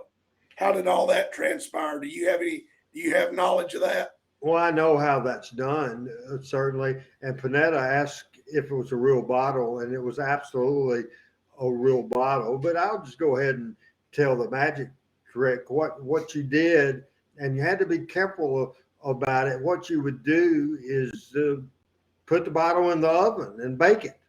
You would bake it for about 30 minutes, and that would make the fact if you baked it too good, you had to do it just right. I've seen people just draw back and it breaks on its own. You know, if you get it too flimsy, just any movement will break it. But certainly, boom, I'm sure Valiant didn't even touch Lawler. He probably touched Lawler with his fist, and it just broke. You know, just broke in a million pieces. It was just an amazing piece of business, and I'll give him a few seconds to get on here because he has to turn his lights on and has to get his camera back on. And I've got a couple of questions I wanted to ask Adam. If Adam could come back on the screen as we're talking Memphis wrestling. This is a show before Christmas, having a good time. Now, this is a little interview that I'm going to do on you. I'm going to give you the little facts. One fact that I'm saying just to make you aware of the situation I'm dealing with. In the last 5 minutes, my system, I've noticed it's letting you, but it is not allowing me to put comments on the screen. I click on it, nothing happens. So just be sure to have my back on that. Second of all, what year were you born? 85. And were you trying to put the comments on during the video? Because you can't do that. Maybe that was it. I'm not even sure. It could have been. It could have been.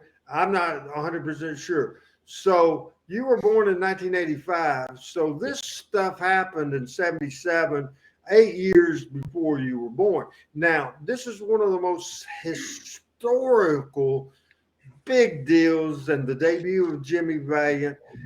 Just quick words, because this isn't your cup of tea because you weren't born. I mean, you weren't born here, but you watched a lot of wrestling, watched a lot of stuff. One of the reasons, just to be honest with their people, Adam loves coming on the Monday Night Power Pro show because he feels like he's watched them on and a lot of knowledge. He's not real comfortable coming in here, but just sitting back and just listening to me lay out week after week after week. What was your thoughts on the Lawler Dundee feud and the Beverly Dundee thing? That's question number one.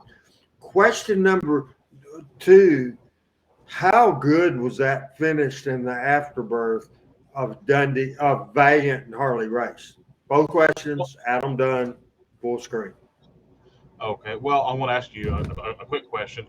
I think I even remember on the Lawler Dundee thing with the Cadillac and everything, didn't they actually even have the Cadillac in the studio one week and talking about it was up for grabs and had the title and everything? Yes, it was when Dundee had won it, and Lawler, because he was mad Dundee won it, Lawler came out, and that was the first car windshield breaking ever done on Memphis TV. Yeah, I think I remember somebody asking about that. As much as everybody loves the wrestling and everything, I love everything that kind of goes around it. So just, imagine having that big car in the studio there to be able to do that angle. And Frank says yes, and Lawler busted the windshield out. So yeah, absolutely. So I love stuff like that. And just getting the wife involved, and I mean, just imagine it would be a big deal now, but imagine then, a female getting her hair cut. I mean, that's just unbelievable that would happen at all. And then to, like you said, just anytime you can kind of go outside the box with something. And so when you have the situation where Valiant comes in with the bottle and breaks it, and then, HarleyRace, like you said, being the champ and trying to keep the prestige and everything, would even go and check on Lawler, to just because, hey, this was a big deal. Some guy ran in here and broke a bottle over his head. You would think about, okay, if something like that happened during a match that wasn't planned, everyone is going to be concerned about it, including your opponent. So just the way that they did that and everyone came over there. You know, there's a lot of times now I feel like a lot of things get oversold, and I think this was a situation to where everyone had a good reaction to it that made it feel believable, and then of course having the results about it in the paper, and I'm sure it was probably covered on Channel 5 Sports with Jack Eaton. Just when you had all of those elements kind of working around with it, you got really awesome results like that. Let's put up Brooks' comment real quick, and I'll let you read that to us. All right. He says, I miss old school wrestling more than anything. The shows in the small towns and traveling to Memphis Monday night to watch the matches in the Mid-South Coliseum week to week. Yep, he's absolutely right about that. And also, too, just a comment that I was thinking about earlier. You know, Chris was talking about, you know, just how important it was for Jarrett having TV and Nick not having it. And, you know, Nick had Channel 24 there for just a few weeks or whatever. But you had the established cards at the Mid-South Coliseum. Jarrett runs a different building. But since he's got the TV and he's got the talent, the people follow to the new building. And you got, what was it, like the 8,000 or 9,000 people at Cook Convention and, you know, 1,500 at the Coliseum when it had been the Coliseum for weeks and months and years prior. That's just a big statement there as to how much it meant, because you had a change of television station and a change of venue, but everything still went with them. So I thought that was a pretty big deal there. It looks like maybe, possibly, Chris, I'm going to bring you on because it looks like maybe Randy's camera has froze up on him. So I'll kind of pitch to you there and see. I was kind of saying, reiterating what you had said about how big of a deal it was for them having TV, and then, of course, Nick and them not having TV. Well, for the younger people that only know about Raw and SmackDown and those things now, Territory Wrestling, the TV show, was an infomercial for your live shows. Right.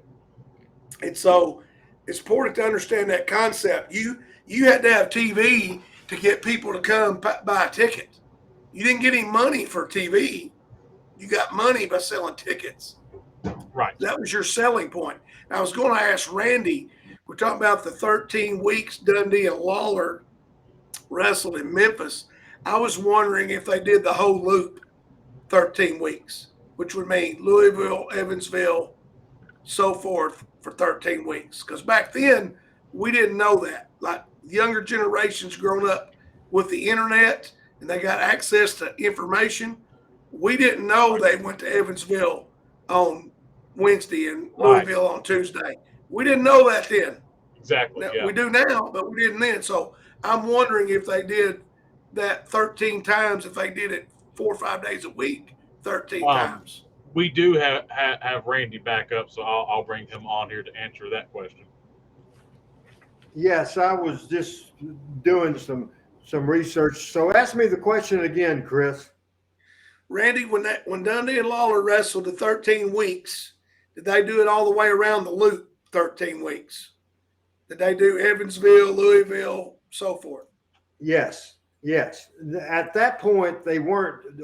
Nick Goulas was still running Nashville, so they didn't do Nashville. So they would do Louisville and Evansville, and they would do Lexington, Kentucky once a month. So yeah, they were wrestling every day of the week. So they wrestled that. They wrestled that program in 13 weeks. They wrestled 45, 50 times. Oh yeah, easy. Yeah, easy. Yeah, easy. It's absolutely, and then they would wrestle. They were probably wrestling because they run spot show. They were probably wrestling each other 6 nights a week for 13 weeks. You know, that's almost 100 times. That's 80. I think that for Frank says, I once saw Lawler as a face in Memphis and as a heel in Nashville in the same week, and because the Nashville TV was a week behind the Memphis TV, that's how that could happen for sure. So that was just interesting stuff. And I want to apologize. I don't know why my video went away, but certainly I don't think we lost the feed. So we were able to stay on. That was a good thing with that. Certainly the Valiant deal on December the 18th. By April of 1978, Valiant switches babyface and team with Dundee, and Lawler's next program was against Joe LeDuc that resulted in one of the most famous promos in the history of Memphis television. Let's watch that promo right now. And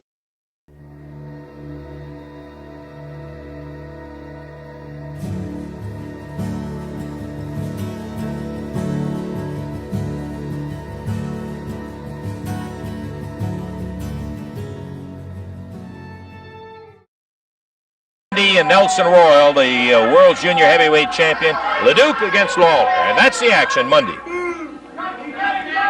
Well, hey, come on now, Joe. We've had enough trouble in the studio here, and Joe LeDuc, who will be challenging. I'm tired of having anybody and everybody say that I'm sick and I'm crazy. Shut up! I'm gonna talk to you.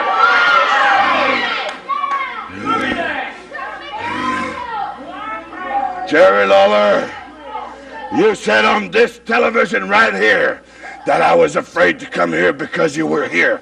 Well, I'm going to show you, punk. I'm here, and now is better than ever. Come and get me. Come and get me. And now, Jerry Jarrett, yeah, you're my boss. You want to fire me?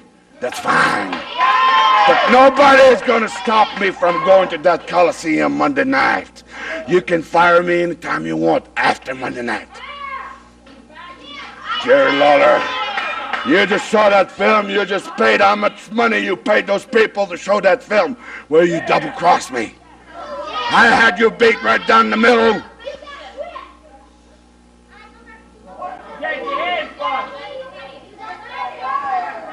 Yeah, I got a busted head. I got a busted head, Jerry Lawler. So what? I had a busted head when I was born.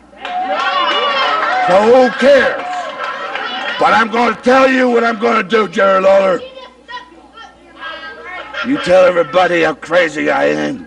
I'm going to show you I'm not that crazy. I'm going to take a note. You know what that is? Well, I'm going to tell you what it is.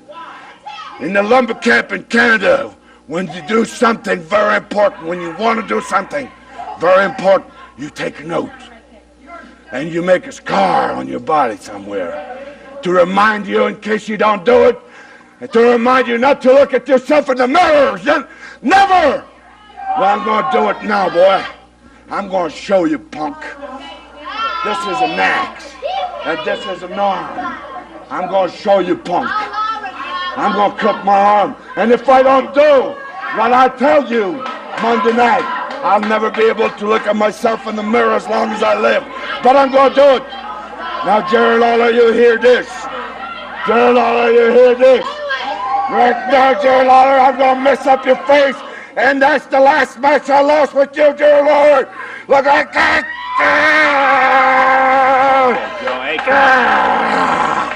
All right. You see it right here. Look at it, boy. Now, do me a favor.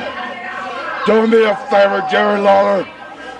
Do not show up Monday night at that Coliseum, because this car right here, it's going to get you hurt. It's going to get you hurt. It's going to get you hurt. And after the match, Jarrett, you can fire me.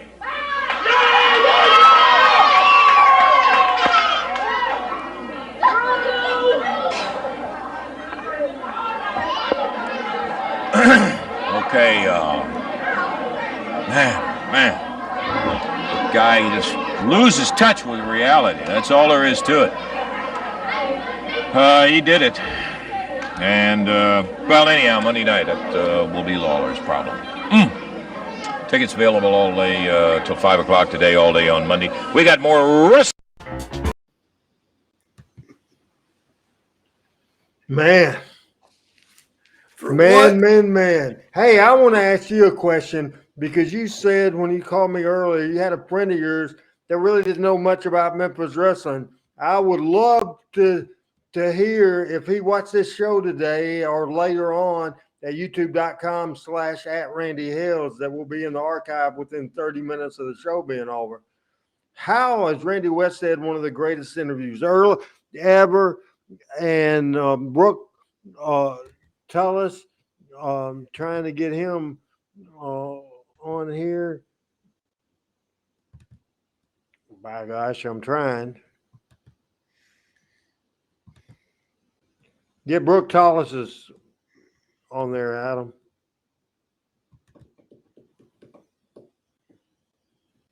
Where Brooke said, "How can you not believe this?" Yes. This is what it's all about. And Joe LeDuc puts a believer in everybody, Lance selling everything. That was just amazing, Chris. Well, Lance actually looked like he was speechless for real. Oh, yeah. Like that was unexpected, and he didn't really know where to go with that. Like normally you've never seen Lance caught off guard, but it looked like he was gathering his thoughts. Okay, where to transition to, and he goes, and then he mentions how he loses touch of reality, and tickets will be on sale till 5 o'clock on Monday. I mean, he just transitions to that. But Lance actually looked perplexed and like Panetta says, sort of awkward for Lance because he never looked that way. But I mean, it was shocking to see. And you really believed that Joe LeDuc was crazy. I mean, he's a big, scary guy. You thought it was for real. You thought he'd kill you, you know. That's absolutely for sure. Folks, the closing part of the show, we're going to go back to 1976. But I want to bring Adam on here one other time, even though he doesn't particularly likes coming on this show. That's just such historic stuff that I wanted. Adam and I have never talked about the Joe LeDuc interview before on the show that I realized. Certainly, your thoughts of that piece of business. Well, yeah, kind of like Chris was saying, it was such a unique situation that if Lance was in the know, you certainly couldn't tell, and I assume Lance probably wasn't in the know exactly what was going to happen. And you could tell it's just one of those things that as it was happening, like Panetta said, kind of an awkward or just caught off guard reaction, I think, from everybody. And I think even from a production standpoint, they had the close-up of it, and they're probably sitting there thinking, can we show this guy just cut his arm open on the air? So you see they make the decision to, someone's probably thinking, well, if we don't get a close-up, no one's going to think he actually did it. So they showed the close-up just long enough to show you, yep, there's blood there. The guy cut himself, and then they got off of it because, you know, it is still Saturday morning television in the 70s. So that, to me, again, I just add so much more realism to it. And like you said, Lance just pretty much saying, well, that's Lawler's problem, I guess. You know, come see it Monday night. You know, what else do you say? What have you thought so far? This is a different era for you. You're not born yet. Have you enjoyed this show? Oh yeah, absolutely. I mean, of course, anything Memphis wrestling, studio wrestling, I'm going to enjoy. Like you said, I've got my time period that I enjoy more just because I was a young kid and I was there, just like you guys were young kids and there during this time. I think he just called us old, Chris. I think so. I think he's referring to how old we are. When he told me he was born in 85, that's the year after I graduated high school. So I am old, I guess. Your thoughts on the LeDuc interview? Oh, like I said a while ago, it's real. You know, I always refer to the Blake Shelton song, Hollywood was fake and wrestling was real. Wrestling was real when we were kids because of stuff like that, because of Jimmy Valiant's model hitting Jerry Lawler, because of Joe LeDuc's promos and cutting his arm. Those things were real, and you believed it, and you were scared of Joe LeDuc. As I've said on this show before, I was scared of Phil Hickerson. I was scared of David Schultz because I thought they were real bad dudes, you know, and you bought into it, and you believed it, and that's why you went and bought a ticket every Saturday because you couldn't wait to see what was next, and you wanted to see the bad guy lose to the good guy or whatever the case was. It was just real, and that part has been lost in a lot of ways. It is the December 19th edition, or no, it might not, by now it might be December the 20th. It is Talking Memphis Wrestling. Merry Christmas to Pat and Michael St. John, who could not be here today. Merry Christmas to Chris Ellis, and we enjoyed this and the timeline of Memphis Wrestling. We'll continue that next week, but we're going to end as I am going to wish everybody a very Merry Christmas and take you back. This is a 2-part video, so we'll show it, then come back. I think you'll enjoy this. This is from WHBQ Channel 13. In the final year of wrestling on Channel 13, it was Christmas Day. They pre-taped. It's a 2-part little video. Part 1 is right now. Merry Christmas, 1976, Channel 13. We're gonna have some fun today on our special Christmas wrestling show, and we took the liberty of moving over to the living room where we could sit and share with you some of the moments of Christmas that we hope maybe you're going to enjoy in this special. In addition to the fun that we're going to have throughout the program, as Dave and I mentioned earlier, you're going to have an opportunity to see some of the wrestlers away from the ring in their homes. Mike Duncan was kind enough to make the visit to various homes and get the interviews. So we'd like to have Tojo Yamamoto's thoughts on Christmas shared with you. Let's go with Mike Duncan. Tojo Yamamoto. Tojo, we've talked all day long to different individuals about what Christmas means to them. You're a single man. Of course, there's no children. What does Christmas mean to Tojo Yamamoto? Well, Christmas means a lot to me. Especially I'm in the United States and I'm only the boy in the family, so my parents consider me as the baby yet, you know, because when you're far away, and if I was in Japan, I'll be enjoying my Christmas. But right now in the United States, I'm single, and during all my time of Christmas, I like to spend my time with children because I don't have any children, but see, I like to wish all the young babies very, very Merry Christmas, because see, some children can have a happy Christmas and some children cannot have a Christmas because they don't have parents and some difficulties. But I tell you what, I want to thank all the Memphis fans and also the St. Jude Hospital for the children and also for the Cripple Hospital for the children. I want to wish all the children a Merry, Merry Christmas and a Happy New Year. Okay, Tojo, there are an awful lot of fans of yours in Memphis. You got anything you'd like to say to them in particular? Yes, I want to say to all my Memphis fans that since I came to the United States and I wrestled in Memphis and they backed me up 100% till the time I came to Memphis till now, and I want to wish the Memphis fan, all wrestling Memphis fan, a Merry, Merry Christmas and a Happy New Year. In Japanese, they say, Omedetou gozaimasu. Merry Christmas and Omedetou gozaimasu. Thank you very much, Tojo. And I think I can safely speak for all the fans around this area, Tojo. They wish you a Merry Christmas, too. Tojo Yamamoto and his thoughts of Christmas. So, there's Jerry Lawler. There's a guy that Lawler knows very well, as a matter of fact. He is relatively new to the area, but not new to the sports world. We're talking about a gentleman that came up from Houston, Texas, Rocky Johnson, with his wife, Ada, and his son, Dewey. Rocky Johnson and his family. Rocky, it's nice to be here and be able to visit with you and your family. Thank you, Mike. It's a pleasure for you to be here. I'd like to introduce you to my wife, Ada. This is my son, Dewey. Yeah. Rocky, Christmas has a special meaning to everybody. Could you tell me just exactly what all it means to you? Well, it's very special to me because I get a chance to be home with my family. Mike, you know, I'm on the road probably 350 or 60 days a year. I'm all over the country, and I can come home and enjoy it with my family. I really look forward to Christmas. Christmas is very special to me and my family both. I can understand that. I imagine it is good having Rocky here with you. Oh, yeah.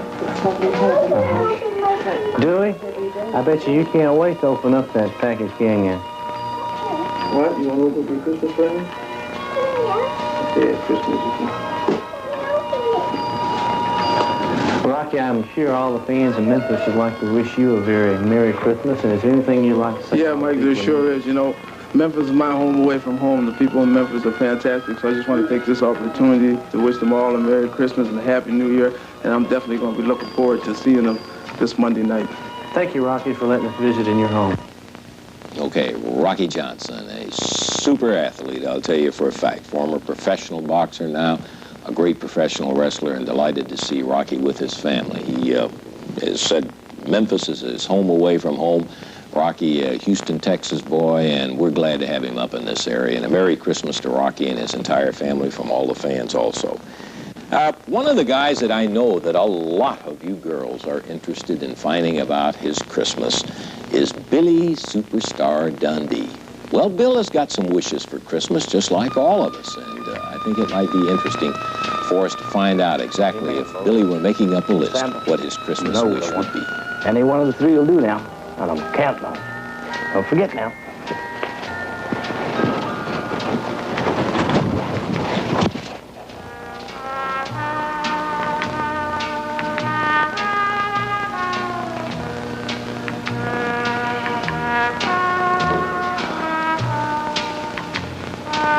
Rub your hands together.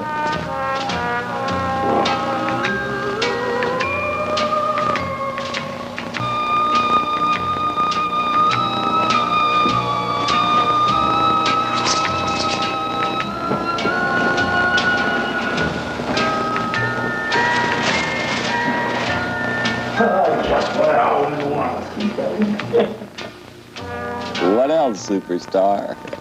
Billy Dundee. While we're taking a day off from our regular Saturday morning wrestling show and studio wrestling and having kind of our Christmas wrestling special here, the regular wrestling will be in the Coliseum on Monday night, and I did want to give you the full card. The box office will be open all day on Monday, and quite a card indeed. There's several different and unusual matches on there. Opening up at 8 o'clock will be Nick Adams, and he'll be going against Tough Poke Chop Cash. Poke Chop Cash and Nick Adams for openers. A big tag match with Jim Dillon and Don Bass teaming together. And Rick Gibson will be teaming up with Bearcat Brown to go against Dillon and Don Bass. Then, a most unusual match, and I always get a kick out of seeing the big 7-foot-plus, 600-pound-plus Gentleman Ben, the wrestling bear. This has got to be, and we've seen a lot of wrestling bears in 21 years of wrestling commentary, the greatest I've ever seen. Never seen a bear that could go with the mares and the throws and the pins and everything else. And none other than a future champion, according to General Lawler, Private Buddy Diamond will be in there against Gentleman Ben. For you folks who have seen him, you'll be there. And you folks that haven't, you got to see the gentleman who has never been beaten when it comes to wrestling. Texas Tornado Death Match follows that. Got to be one of the most dangerous kind. A big match, too. David Schultz and Dutchman Mantell will be in there. The Dutchman will be going with David Schultz against Billy Superstar Dundee and Tommy Gilbert. Now, this is where falls don't count. It is a battle to the finish till one of them cannot continue and answer the bell. And, well, I think a lot of you folks around here know the story of Texas Tornado Death Match. We had one that went to about 1 o'clock in the morning, and it's going to be some kind of a battle. Schultz, Mantell, Dundee, Gilbert. Then, in a return tag match, once again, Jerry Lawler is going to be teaming up with a Mongolian Stomper, and they will be going against Rocky Johnson and the fabulous Jackie Fargo. Now, the one thing about this one, no time limit, no disqualification. There won't be any bout stopping in there or anything like that. There's going to be a winner in there. So it should be a big, big night, Monday night at the Coliseum, and the Coliseum will be open all day on Monday for advance ticket sales. Oh, well, one of the fellas that I know that it would not be complete if we had a Christmas show and visited some of the wrestlers without having him on, and the very specially interest that he has in the folks around Memphis, of course, is the fabulous Jackie Fargo. We don't get to see as much of Jackie as we would like to, but we do get to see him at this Christmas time. Jackie Fargo is Christmas time. It certainly is, and I've got the Christmas spirit, too. This Christmas morning, I tell you, I'm just thankful that I'm healthy and got something to eat, and I like to take time and wish each and every one of you in Memphis and all the surrounding a very happy and a very Merry Christmas, and not only this year, but all the years in the past. You've been so wonderful to me. I've wrestled there in Memphis for like 12, 15 years, and I've been very successful, and I owe it all to the fine folks there, and it's certainly a pleasure to get the opportunity to wish you this Merry Christmas. And I certainly hope that you do have a very Merry Christmas. And remember, believe in Santa Claus. I still do, and you kids be sure and do that too. I have with me, I'm a bachelor, and my daughter is up from California visiting with me, little Jackie May. Some of you might remember there years ago when she was just a little girl in California. We're going to have a Merry Christmas, aren't we, darling? You sure are. This is a sweet little girl. She's in California now, but she's going to be with me over the holidays. But we're certainly looking forward to a very Merry Christmas, and I certainly want to wish each and every one of you a very, very Merry Christmas and a very Happy New Year's, all except you, Lawler. Bah humbug. Come on, Jackie, is that really the Christmas spirit now? What is that? I would say, as Adam wrote me a little note saying, since Jackie said Memphis, it was wondering if they had to do this for all the other towns. I just bet they put a best of show or pieced together a show for this, because obviously this show they did in Memphis would be playing the next week, the week after Christmas, the way that worked out. We'll talk to Chris and Adam about their closing thoughts in a minute, but one more from 1976, seeing the King, how he spent his Christmas. Here's Jerry Lawler. I understand that at least he does think about Santa Claus. As a matter of fact, he does more than just think about Santa Claus. He actually sits down and takes pen in hand sometimes. Dear Santa. Well, it's Christmas time again. Here I am writing to you. I've been a good boy all year long. Yeah. Well, anyway, what I want this Christmas is a really good wrestling partner. Somebody really strong, big, mean, and tough. Somebody really unbeatable. Thanks a lot. King. That's good.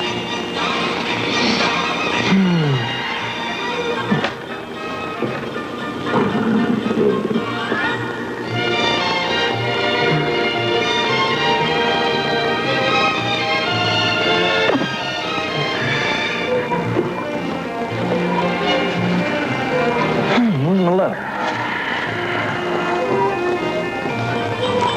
All right, Santa came through for me again, my man. Let's see what I got here. Whoa, wait a minute! No, wait, Santa, this is not what I had in mind. Wait a minute. No, wait a minute. In case you were having some problems there, the one without the pants was the gorilla. That's the identification you needed on that. One person in our Wrestling Christmas special that wanted to take a particular opportunity to say hello to all of the folks in this area is promoter Nick Goulas. We've been associated for quite some time, and Nick would like to take this opportunity to express his Christmas wishes to you. Good morning, everybody. A lot of you fans that don't know me, I am Nick Goulas, promoter for wrestling here at the Mid-South Coliseum for the matches every Monday night. The reason I want to take this opportunity to wish each and every one of you people here in the Memphis area and the surrounding part of the country a very Merry Christmas and a prosperous New Year. I want all you fans to know that y'all have made Memphis one of the greatest wrestling towns in the world. And I mean by that, it is the greatest wrestling city in the world, including New York City and Chicago. Consistently, Memphis has drawn every city in the world because it outdraws everything. Because of you people supporting wrestling, and we're bringing the world's greatest wrestlers here to Memphis. And that's a quick little comment from Nick Goulas. I would like to say that I hope everybody enjoyed this. This is my favorite type of thing to do because we like to entertain you. We like to go back and show videos, and we certainly want to educate you because like Adam, who wasn't born to the 90s and or the 80s, he missed out on the classic Memphis wrestling. A lot of you guys that watch this show were kids when I was kids and Christmas kids and enjoyed this sort of thing, and to be able to throw in stories and that sort of thing. I like doing it. I have fun doing it. I want to certainly, on behalf of everybody associated with all my shows, wish everybody Merry Christmas. Love the fact that Adam puts together a good-looking show every week. The production is great, and it's just fun to do and fun to go back and be able to keep my mission up of keeping the legacy of Memphis wrestling alive. And Brooks says, if you don't miss those times in Memphis wrestling, you were never a wrestling fan. And I have no idea, Greg, who was dressed for the gorilla. It could have been anything. Final words as we go in, as this is the last show before Christmas, and we'll give Adam Dunn basically the opportunity to comment on this show and comment on what this year has meant as far as producing these programs. Because, Adam, we have gone up a way another level in the last year. Yeah, absolutely. I think we have, from the situation where, he'll correct me if I'm wrong, I very well could be on the timeline, but I think around this time last year we were dealing with the loss of HAPS and trying to find our footing on a new way to broadcast the shows and everything, and we were very kind of down and not knowing if we were going to find something that was as good. And it turns out, I think now we can all agree, we've got a program here that makes some of the best looking shows out there, and just definitely the best looking shows that we have done. I've gotten my master control area set up. Randy's got his set up over there as well, and we've got Chris with us, and we've expanded these shows, and we have the panel that comes with us on Tuesday night, and the Power Pro shows. We've gotten them to be kind of a more episodic thing where we're going week by week on them. And then, on your birthday, we launched the Randy Hale show. So we've definitely had an awesome year where we have progressed more and more. We're on multiple Facebooks, Twitter, Twitch, and Randy posts the shows on YouTube, usually within about half an hour after they're over. So I think we've definitely had a big productive year this year, and I look forward to what we'll do next year. Very good, and thank you for everything you do, and have a Merry Christmas. Chris Ellis? Yeah, Merry Christmas, everybody. Well, first I want to congratulate Adam and yourself, RH, on the expansion and growth of all your shows and platforms. Just an amazing job. It's very professional and super well done, second to none, and it's only going to get better and better. So congratulations to you both. You're to be commended for what you do. I'm thankful to be a part of this. I want to wish Merry Christmas to all of our people who join us every week. Excited that this year was a great year, but even more excited to see what 2023 holds. And heck, I'm excited for next Tuesday because I'm going to be on 2 weeks in a row, which is unusual. Hey. Merry Christmas, everyone. Thank you, Chris, and appreciate it very much. And Chris will be back next week. Merry Christmas to Pat Trammell and to Michael St. John, who were not able to do that. Al Tuttle says Merry Christmas to Randy, Adam, Chris, and everyone. I say that too. Merry Christmas to everybody. Thanks for watching. Check out youtube.com/@RandyHills. Be up in about 30 minutes or so, and we'll bring the best in Memphis wrestling for you on Mondays. Of course, the Power Pro Wrestling Watch Party. Tuesday, talking Memphis wrestling. Won't be back with Fargo with Bud Road till after the first of the year. For Chris Ellis and for Adam Dunn, I'm Randy Hales. Chris still on the screen, and Adam still on the scene. We salute you. Thanks for keeping Memphis wrestling alive, people. For these guys, I'm Randy, and I'm saying we're out.